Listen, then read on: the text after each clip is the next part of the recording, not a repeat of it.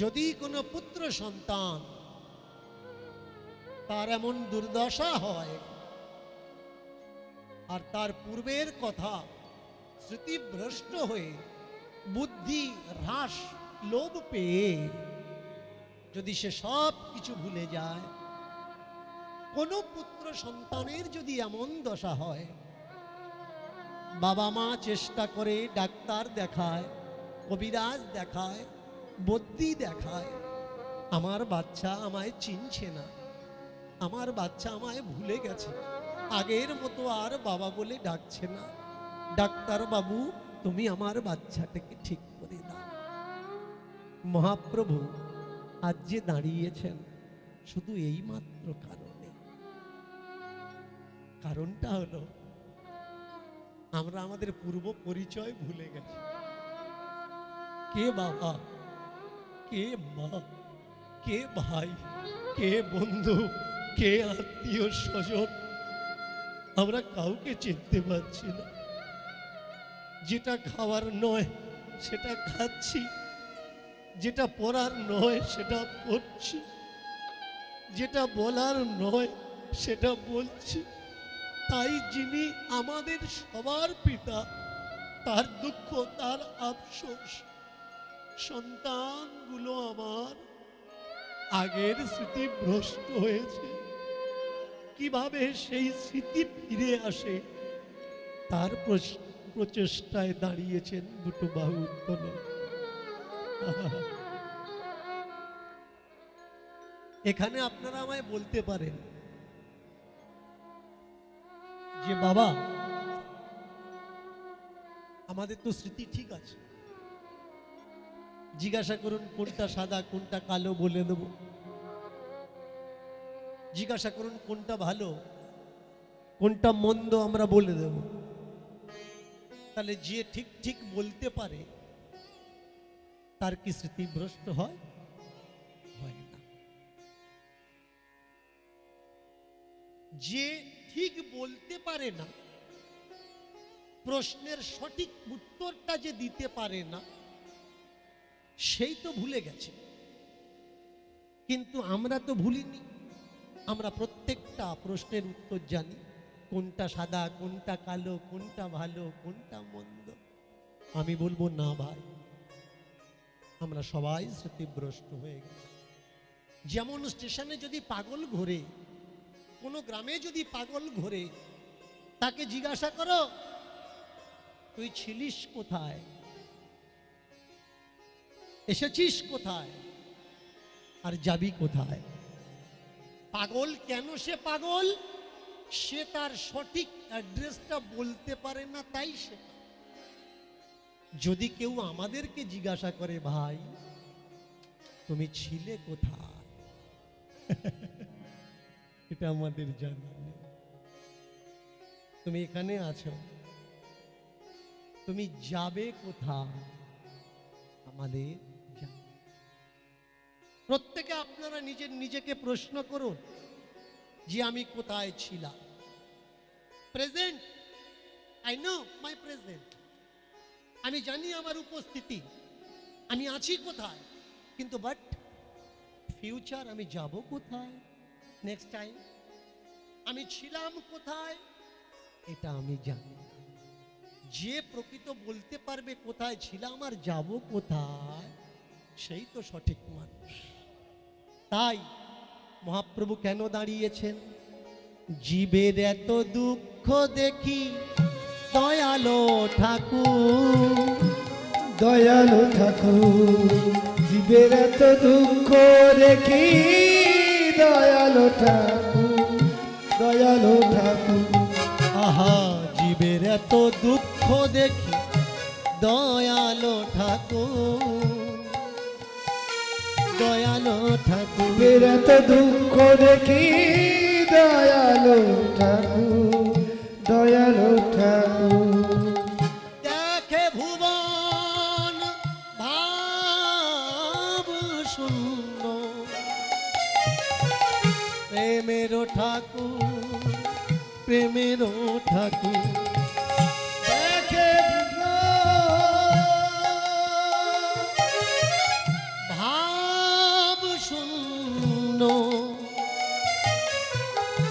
প্রেমেরও ঠাকুর, প্রেমেরও ঠাকুর। দেখে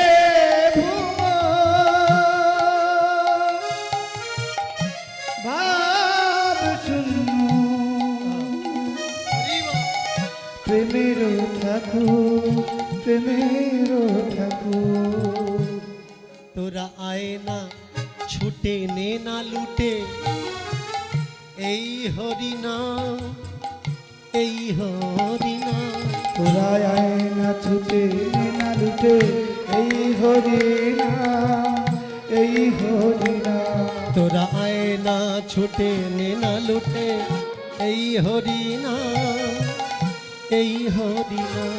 তোরা আয় না ছুটে নে না লুটে, এই হরিনাম, এই হরিনাম। তোদের দুঃখ দূরে যাবে, মহাশান্তি হবে। দুঃখ দূরে যাবে, মহাশান্তি হবে। দুঃখ দূরে যাবে, মহাশান্তি হবে। তোদের দুঃখ দূরে যাবে, মহাশান্তি হবে। হবে প্রেম ভাবে রে উদয়, হবে হবে প্রেমে, হবে উদয়। তোদের মরণ ভয় আর রবে না রে, তোদের মরণে ভয়ার রবে না রে। মরণ ভয় আর রবে না তোদের রে। মরণে ভয়ার রবে না রে। সেদিনের পাথেও জোগাড় হবে, মরণ ভয় আর রবে না গো। দিনের মাঝে বিদায় হবে, সে মরণে ভয়ার রবে না রে। সেদিনের পাথেও জোগাড় হবে, মরণ ভয় আর হবে না। দিনের পথে উদার হবে, সেদিন মরণ হবে না গো। সেদিনের পথে উদার হবে, মরণে ভয়ার রবে না। তাই একবার হরিব, হরি একবার হরিব, একবার হরিব। প্রেম সে বলো হরিব। গতকাল আমরা একটা বিষয় চর্চা করতে করতে ছেড়ে দিয়েছিলাম, বড় গভীর বিষয় তো। আমরা যেখানে বর্তমানে আছি, কি যেন জায়গাটার নাম কি, হরিদাস মাটি, আপনাদের পাশে। বুঝতে পারছেন আপনারা কোথায় বাস করেন? হরিদাস মাটির উপরে আপনারা বাস করছেন। কখনো কখনো আমরা ভুলে যাই, তীর্থের জন্য আমরা দূরে ছুটে যাই, কিন্তু প্রত্যেকটা স্থানই যে তীর্থ সেটা আমরা ভুলে যাই। যারা নদীর এই পারে আছে তারা মনে করছে বোধহয় ওই পারে শান্তি আর সুখ, শান্তি আর সুখ খোঁজার জন্য নদীর ওই পারে চলে যায়। যারা নদীর ওপারে আছে, কি হলো, তারা এই পারের দিকে তাকায়, তাকিয়ে দেখে এই পারে বোধহয় শান্তি, তাই না? কিন্তু সত্যি কোথায়? শান্তি বাইরে থাকে না, শান্তি থাকে ভিতরে। কালকের যে বিষয়টা চর্চা করতে করতে আমরা থেমে গেছিলাম, মহাপ্রভু এনেছেন তারক ব্রহ্ম নাম, মহামন্ত্র। মহাপ্রভু কি এনেছেন? মহামন্ত্র। তাহলে মহাপ্রভু নাম এনেছেন কি? না মানেননি। মহাপ্রভু আমাদের জন্য এনেছেন মহামন্ত্র। এবার আপনি আমাকে বলতে পারেন, বাবা ওটা যদি মহামন্ত্র হবে তাহলে মহামন্ত্রের শক্তি নেই কেন? কি? যেমন মহামৃত্যুঞ্জয় মন্ত্র, মৃত্যুঞ্জয় মন্ত্র যদি জপ করা হয় তাহলে মানুষের আর মৃত্যু হয় না। কিন্তু যে মানুষটা দম টানছে তাকে যদি বলা হয় মৃত্যুঞ্জয় মন্ত্র জপ করো, বাঁচবে কি? তবে তাহলে কি মৃত্যুঞ্জয় মন্ত্রে শক্তি নেই? আছে। তিনি এনেছেন না, আগে বোঝা লাগবে। তিনি এনেছেন মন্ত্র। মন্ত্র সব ব্যক্তির মুখে পড়ে না। লেখা আছে তুমুকের আগে ওর শরীরের ব্যথা সেরে যাবে, দু চারটে কথা। ওই মানুষটা বলছে সাচ্ছে, আমি বলছি সাচ্ছে। কেন? কেন কি? এই মন্ত্র বলার যোগ্যতাটা অর্জন করা লাগবে, না হলে হবে না। বলতে যে কেউ পারে, পারে নাকি? ভাগবত রাস্তায় বিক্রি হয়, রামায়ণ রাস্তায় বিক্রি হয়, তাই বলে কি ভাগবত রামায়ণ রাস্তার গ্রন্থ? না গো না, রাস্তার গ্রন্থ না। আপনি বলবেন ভাই আমরা তো এত বছর হরি বলে আসছি, কৃষ্ণ বলে আসছি, তা কাজ কি হলো? মন দিয়ে শুনে রাখুন, কাজ তখনই হবে যদি আপনার ব্যাধি থাকে। কাজ হচ্ছে না, কেন হচ্ছে না? কারণ কাশির রোগী যদি কাশির সিরাপ খায় তবে কাশিটা সারবে, আর কাশির রোগী নয়। অথচ যদি কাশির সিরাপটা খায় তাহলে কি হবে? অ্যাজমা, হাঁপানির দিকে এগিয়ে যাবে। আমরা প্রত্যেকে হাঁপ কাশির রোগী হয়ে গেছি। কেন? আমাদের যে রোগ, যে ব্যাধি, সেই ব্যাধির সঠিক ওষুধটা আমরা পাচ্ছি না। অনেকের মনে প্রশ্ন, বাবা যেই আসে সেই বলে একবার হরি বল, যেই আসে সেই বলে একবার হরি বল। সে বলল আমি শুনলাম, সে বলছে আমি শুনছি, না তো তার মঙ্গল হয়েছে না তো আমার মঙ্গল হয়েছে। কিছু কিছু জায়গায় প্রোগ্রাম করতে গেলে খুব কষ্ট হয়।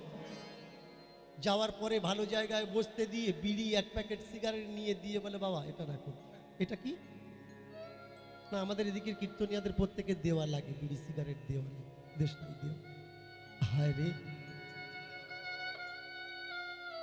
এই নাম মহাপ্রভু এনে দিয়েছিলেন যে নামে নেশা হয় না, বিড়ি সিগারেটে নেশা হবে। নামে আর নেশা নাই। নাম নেব, নাম বলবো, নাম করব, এতে কি হবে? একটা প্রমাণ শুনে নিন।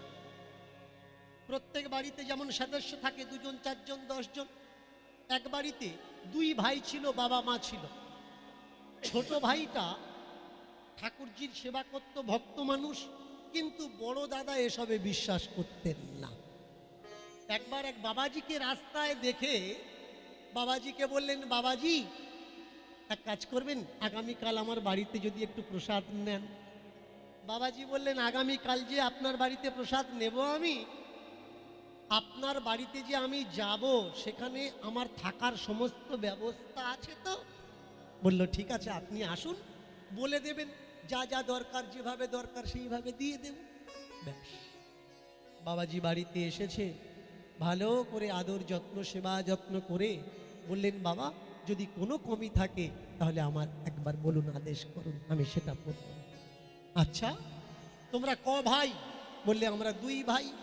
তাহলে তোমাকে একা দেখছি, আর একজন কই? তুমি ছোট না বড়? আমি ছোট। আচ্ছা আচ্ছা, তাহলে তোমার বড় দাদা কোথায়? বললো দাদা পাশের ঘরে আছে, দাদা একটু অন্য মাইন্ডের মানুষ, সকলে তো আর এই ভক্ত হতে পারে না, এই রাস্তা আসতে পারে না, দাদার চিন্তা ভাবনাটা একটু অন্যরকম। বলে বেশ তো, তাহলে দাদাকে ডাক দাও। বলে দাদা আসবে না। বলে দাদা যদি না আসে তাহলে এক কাজ করি, চলো আমি যাই, গিয়ে দাদার সঙ্গে দেখা করে আসি। এখন সব কাজ সমাপন করে ফিরে যাওয়ার সময় দাদার ঘরের সামনে এসেছে, এসে বলে, ও খোকা একবার দরজা খোলো, তোমার বাড়িতে এসছি, আর দেখা করে যাই তোমার সঙ্গে। খোকা দরজা খুলছে। বাবা মা এসে বললে, বাড়িতে আসা অতিথি, ইনি তো অতিথি নয়, সন্ত মহাত্মা। মহাত্মা বাড়িতে আসলে সেই বাড়ির সেই গৃহের কল্যাণ হয়ে যায়। তুমি নাইবা কথা বলো, একবার দরজা খোলো, এটা সৎ মানুষের পরিচয়। তুমি যে দরজা বন্ধ করে বসে আছো, এটা ভালো মানুষের পরিচয় না। ব্যাস, বাবা মার কটু কথায় বড় ছেলে দরজাটা খুলে দিল, দিয়ে মুখের দিকে না তাকিয়ে নিচের দিকে তাকিয়ে আছে। বাবাজি বলছেন, বাবা, সাধু দর্শন করলে মুক্তি হয়, মুখের দিকে তাকাও। তা বললো, দর্শন টর্শন দিয়ে আমার কোনো যায় আসে না, আমি সাধু দেখব না, আমি কারোর মুখের দিকে তাকাবো না। বলে ঠিক আছে, তাকানো লাগবে না, একবার হরি বল বলো। বললে না, বলবো না। বললে বেশ, তুমি বলবে না যখন, তা বলো তুমি কি বলবে না। বাবাজিও কমছা লাগ না, তুমি হরি বলবে না, তাহলে ঠিক আছে বলো তুমি কি বলবে না। বাবাজি মনে করলে আমি বুদ্ধিমান, ওর থেকে বড় ছেলে আরো চতুর, সে বললে তুমি যা বলতে বললে ওটা বলবো না। এই দেখেছ, যারা হরির কেউ না, যারা ছেড়ে দিয়েছে হরির ভজনা, সে মুখে হরি নাম করতেও বড় যন্ত্র। বেশ, হরি বলবে না। যিনি বাবাজি হন, প্রথমে থাকে প্রেম, তারপর থাকে কঠোরতা, তারপরে থাকে সরস। তিনটে স্তর। মন্দিরে যাবেন, প্রথমেই দেখবেন সিংহ থাকে, এটা কি? কঠোরতা। সরস মানে ক্রোধ। এরপরে মন্দিরের দরজার আগে কে থাকে? পূজারী থাকে। কোনো কোনো মন্দিরের কাছে যাবেন, দেখবেন এত বড় মন্দির আর এরকম অসভ্য মানুষ পূজা করছে, কথার আদব কায়দা ভালো না। এটা কি? সরস। এই পূজারীর গণ্ডিটা টপকে যখন আপনি ভিতরে ঢুকবেন, প্রবেশ করবেন, তারপরে গিয়ে দেখবেন সেখানে প্রেমই প্রেম। বাবাজি বললে, শোনো, তিনটে হয়, শক্তি, সরস আর প্রেম। আমি তোমাকে প্রথমে প্রেম দেখিয়েছি, বলেছি বলো হরি বল। এখন যখন বললে না, এবার সরস ক্রোধ দেখাবো, তাই বল হরি বল। বললে অত কারোর ধার ধারি না, কত মস্তান দেখে এলাম, তারা কেউ আমার কাছে পারলো না, তুমি আমার বলাবে নাম। বাবাজি বললে, বেশ, তাহলে এবার কঠোর হওয়া লাগবে। মুখটা ধরে ঘুরিয়ে দিয়ে হাতটা ধরে পেঁচিয়ে ধরেছে এইভাবে, পিছনের দিকে যখন ধরেছে, বলে লাগছে তো। বলে লাগছে বলতে পারছো, আর হরিটা বলতে পারছো না। যতক্ষণ হরি না বলবে ততক্ষণ তোমায় ছাড়বো না। এবার জোরে চাপ দেয়, বলে লাগছে, বলে বল হরি বল। হরি বলছে। আবার জোরে পাক দেয়, বলে বল হরি বল। বলে বলবো না। আবার জোরে পাক দেয়। এইবার দেখছে যদি না বলি হাতটা আমার যাবে ভেঙে। দেখেছেন, যারা হরি বলে না, হরির প্রতি প্রেম থাক বা না থাক, হাত পার প্রতি কিন্তু প্রেম থাকে। আয়নার সামনে বসে 1 ঘন্টা ধরে সাজছ, মন্দিরে 2 মিনিট গেলে সহ্য হয়। কসমেটিকের দোকানে বেচে বেচে কিনছো, ঠাকুর ঘরে সাজানোর সময় তোমার কাছে সময়। ও দিদি, দোকানে এতক্ষণ দাঁড়িয়ে আছিস কেন? তাড়াতাড়ি বাড়ি চল। বললে গেলে হবে, দেখে দেখে তো নিতে হবে। ঠাকুর ঘরে একটু সময় দাও, বেরিয়ে আসছো কেন? বললে ওখান থেকে কি করব, দাওয়ার দিয়ে দিয়েছি, ব্যাস হয়ে গেছে। চাকিয়ে দেখুন, যারা হরি বলবে না, এ দিয়ে কি বলানো যায়? এবার পড়ে গেল হাতের মায়ায়, হচ্ছে যন্ত্রণা। সাধু সন্ত মনে করছে মন্ত্রণা। যে মুখে হরি বলে না, তার মুখের হাত থাকার না থাকা সমান। দিলাম তবে তোর হাতখানা ভেঙে। এ যন্ত্রণা সহ্য করতে না পেরে বললে, ঠিক আছে তুমি যা বলছো আমি বললাম। বললে বললি কি বলবো? বল হরি বল। ঠিক আছে, 2 বার বলবো না, 1 বার বলবো। হাত ছেড়ে দাও। হাত ছেড়ে দিয়েছে। একবার বলে উঠল হরি বল। হাত যন্ত্রণা করছিল তো হাত খানা করছে। আর বলবি না? বেশ, সময় গেছে, সংসারী হয়েছে, পুত্র কন্যা হয়েছে, বয়স হয়েছে, মারা গেছে, লাইন দিয়ে যমদূত এসে ওই ব্যক্তিকে নিয়ে চলে গেছে জমালয়ে। চিত্রগুপ্ত খাতা উল্টে দেখছে জীবনে ভালো কাজ করেনি, তাও একবার হরি বলেছে যন্ত্রণা পেয়ে, তো এর সাজা হবে কি মাপ হবে, কি করব? বললেন কি, গেলেন যম মহারাজের কাছে, গিয়ে বললেন মহারাজ, এই ব্যক্তি সারা জীবনে এত অপকর্ম করেছে, কিন্তু হরি বলেনি, একবার বলেছে সেটা যন্ত্রণার জন্য, কেউ ওকে জোর করে বলিয়েছে, তাহলে কি করব? একবার হরি বলার যে পুণ্য ফল, এখানে তো আমি চাটে পাচ্ছি না, লিস্টে নেই, এই রকম মানুষের সঙ্গে কি করার দরকার? এবার যম মহারাজ বলে উঠলেন, তাহলে এক কাজ করো, চলো আমরা ব্রহ্মলোকে যাই, কারণ এ যে তারক ব্রহ্ম নাম, এ যে তারক ব্রহ্ম নাম, এ যে তারক ব্রহ্ম নাম, এ যে তারক ব্রহ্ম নাম, এ যে তারক ব্রহ্ম নাম, এ যে তারক ব্রহ্ম নাম, এ যে তারক ব্রহ্ম নাম, এ যে তারক ব্রহ্ম নাম, এ যে তারক ব্রহ্ম, তারক ব্রহ্ম, তারক ব্রহ্ম, তা তা তা তা তা তা তা তা তা তা তা তা তা তা।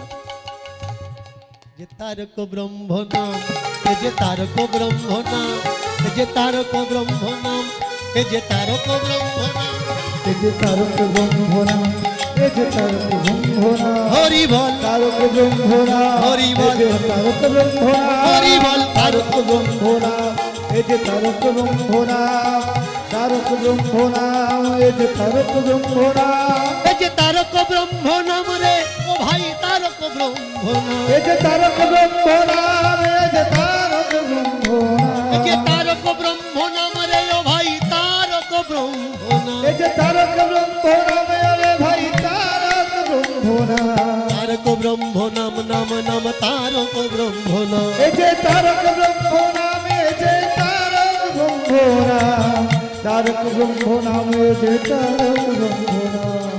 এই, চল বেটা ওঠ, বসে থাকলে হবে?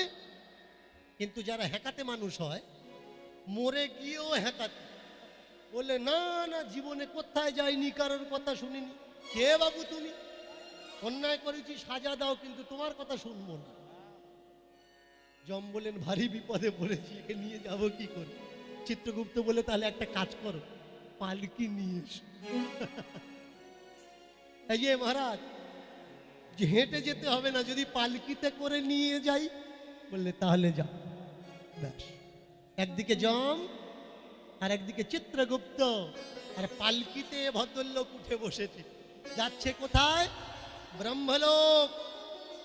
ব্রহ্মলোকে যখন এসেছেন, তাড়াতাড়ি করে পিতামহ ব্রহ্মা তাকাচ্ছেন, দেখছেন ওরে বাবরে, পালকিতে করে কে আসছে, আর কাঁধে একদিকে যম আর একদিকে চিত্রগুপ্ত। তাড়াতাড়ি করে বেরিয়ে এসছে। কি ব্যাপার মহারাজ, এখানে কেন? প্রভু বড় বিপদে পড়েছে। এই ব্যক্তিটা যে পালকিতে বসে আছে, সারা জীবনে কোনো ভালো কাজ করে, এত অন্যায় করেছে, কিন্তু একবার হরি বলেছে, তাও অন্যজনের হাত মুড়িয়ে দেওয়ার জন্য। এর কি করব, কি সাজা হবে, কোথায় যাব? পিতামহ ব্রহ্মা বললেন যে এই ডিপার্টমেন্টটা তো আমার নয়, এক কাজ করি, চলো সবাই মিলে শিব লোকে যাই। ও ধ্যান ট্যান করে, এই বিষয়ে ও বলতে পারবে। এবার চিত্রগুপ্ত বললে, বাবা আমি রোগা পাতলা মানুষ তো, পাচ্ছি না, অনেকটা পালকি টেনে এনেছি, যদি কি এদিকে একটু যদি কাঁধ লাগাও। ব্রহ্মা বললেন, ঠিক আছে, যদি লাগালে হয়, না হয় লাগিয়ে দিচ্ছি। এবার পিতামহ ব্রহ্মা আর চিত্রগুপ্ত একদিকে, আর সম্মুখে যম মহারাজ চলেছেন কোথায়? শিবলোকে। শিবলোকে যখন এসে দাঁড়িয়েছে, ভগবান শিব দূর থেকে দাঁড়িয়ে দেখে ছুটে আসছে হাত জোড় করে। ওরে বাপরে, পালকিতে করে কে আসছে? যম মহারাজ আর চিত্রগুপ্ত পালকিতে করে বয়ে নিয়ে আসছে, তারপরে পিতামহ ব্রহ্মাও আছেন। আহা, নমস্কার প্রভু, কে আপনি? পালকি থেকে বেরুন। যম মহারাজ বলছে, কাকে প্রণাম করছে? বলে, কেন? এই যে তোমরা যাকে পালকিতে করে বয়ে নিয়ে আসছো। বলে, ভয়ঙ্কর যন্ত্র, কর্ম এমন করেছে আমরা হিসাবে খুঁজে পাচ্ছি না। ওর বললাম যেতে, ও বললো আমি হেঁটে যাব না, তাই পালকির ব্যবস্থা করেছি। বলে, কি কর্ম করেছে? বলে, কর্ম হলো সারা জীবন এত অন্যায় অপরাধ করেছে, কিন্তু একবার হরি বলেছে, তাও কোনো বাবাজি হাত মুড়িয়ে দিয়ে জোর করে বলিয়েছে। বলে, আমি তো বলতে পারবো না, হরি বললে কি হয়? পিছন থেকে যম মহারাজ বলছে, তাহলে এক কাজ করো, যার নাম, দেরি না করে তার কাছে যাই। তা ওর দিকে যখন পিতামহ ব্রহ্মা ধরেছে, আমার দিকে তুমি একটু হাত লাগাও, কাঁধ লাগাও, কেন আমি একা কষ্ট পাই? 4 জনাতে মিলে, সামনে যম আর শিব, পিছনে পিতামহ ব্রহ্মা আর চিত্রগুপ্ত, 4 জনাতে মিলে কাঁধে করে নিয়ে যাচ্ছে। দেখো বিধির খেলা, যে নাম নিল না কাজের বেলা, যে কিনা পাপী হয়, তার সুখে শান্তিতে জীবন যায়।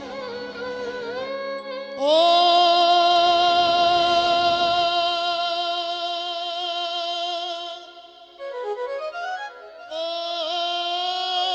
বিধি গো,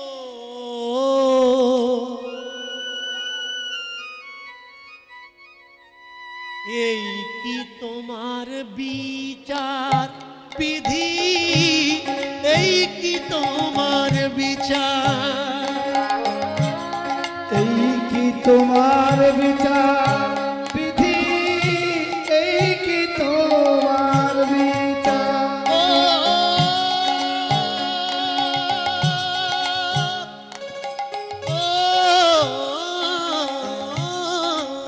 বিধি গো,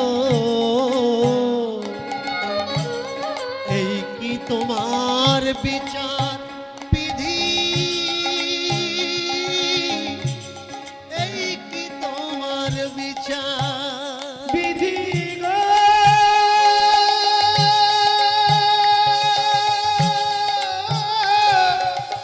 বিধি গো,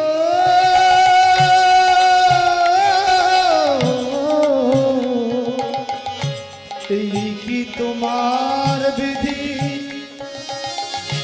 এই কি তোমার বিচার।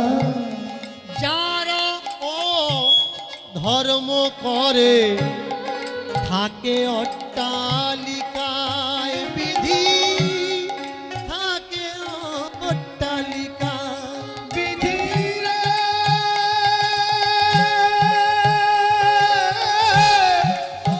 ও বিধি, ও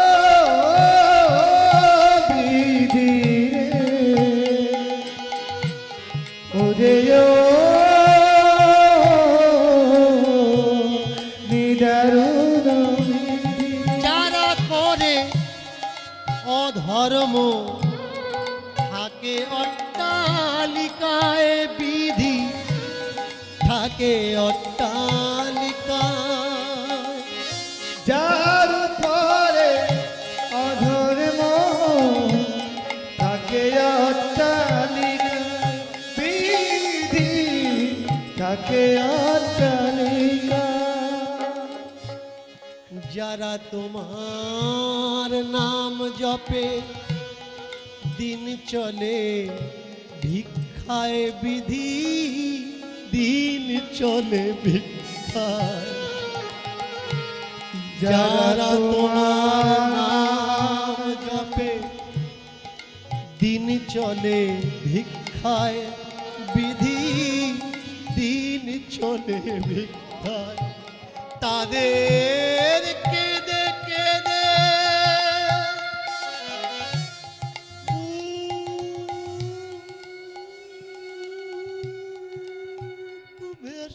যা।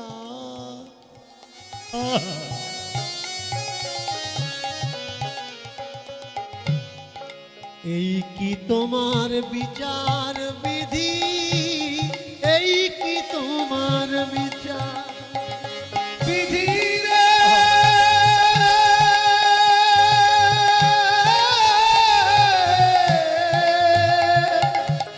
বিধি রে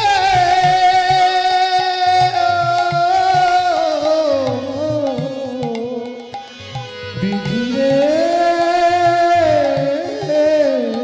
বিধি एते রে सता राधा रानी जीव की জয় प्राण वल्लभ गोविंद जीव की জয় जय जय श्री राधे, जय जय श्री राधे, जय जय श्री राधे। রাধে দূর থেকে দেখে আমার প্রাণনাথ, সামনের দিকে ইয়াম আর শিব, পিছনের দিকে চিত্রগুপ্ত আর পিতামহ ব্রহ্মা পালকিতে করে যেন কাকে বয়ে নিয়ে আসছে। নিজের সিংহাসন ছেড়ে দুটো হাত জোড় করে ছুটতে ছুটতে আসছে। আসুন প্রভু আসুন। যম কিছু বলতে যাচ্ছিলেন, ইশারা করলেন গোবিন্দজি, কোনো কথা না। সসম্মানে নিজের সিংহাসনে বসিয়ে বললেন লক্ষ্মী দেবীকে জল নিয়ে এসো। নিজে পা ধুইয়ে দিয়ে গায়ের ওড়নাখানা দিয়ে পা মুছিয়ে দিচ্ছে। পিছন থেকে বলে উঠলেন, জাম মহারাজ কি করছেন ঠাকুর? সারা জীবন কোনো ভালো কাজ করে অপমান ঘৃণা বোধটুকু এর ছিল না।